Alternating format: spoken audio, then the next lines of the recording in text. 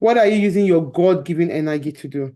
Are you using your God-given energy to keep malice? Are you using your God-given energy to fight? Are you giving your God-given energy to be bitter? To have bitterness in your heart?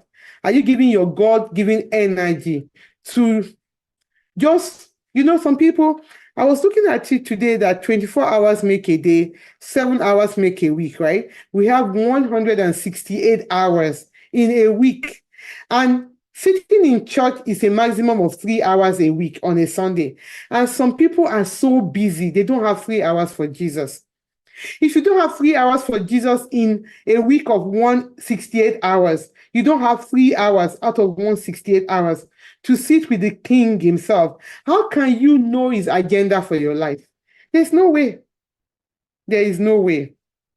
There's no way as a woman, if you are so busy and busy and busy, like Martha, you are busy.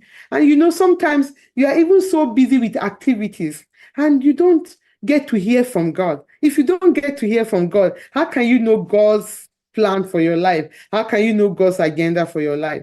And I'm not saying this to scare anybody, but the truth is that if you are too busy with activities, you go to work, from work, you jump to something else, from something else, you are in church, and from church, you come home, and you really don't have time. If you are not careful, in a day, you might even be too tired to pray. And what shall it profit a woman? I won't say a man now. If you gain the whole world and lose your soul, we have to be very, very careful. 1 Samuel 16 verse 7 says, "For the Lord does not see as man sees. For man looks at the outward appearance, but the Lord looks at the heart." Women are called to a unique role that no man can ever fill.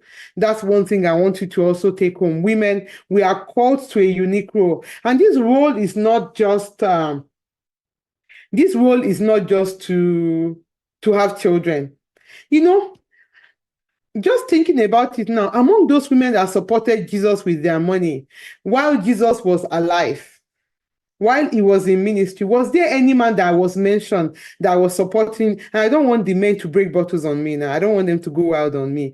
But was there any man that was mentioned while Jesus was doing his ministry that they supported Jesus with their money? Was it not the women? It was the women now. We're always on top of things. When it comes to Jesus, we love Jesus. If you go to any church and the men are more than the women in that church, I don't think I've ever, like in all my life, been to a church where there are more men than women. Has anyone been to such a church? I have never, even back home, like when I was young, sometimes we go for prayer meetings, and in a church of 100, you might find that 85 will be women because they want to pray for their husbands, they want to pray for their children, they even want to pray for their enemies sometimes. I don't want to tell you what they are praying for their enemies for, but we all understand what I'm saying. But women, when you wear, it's just like when you see a dead body, they say you see, is it the vulture now that comes there? Anytime there's a prayer meeting, you see more women because they always want to stand in the gap on behalf of their families. They always see reasons to pray and pray and pray and pray.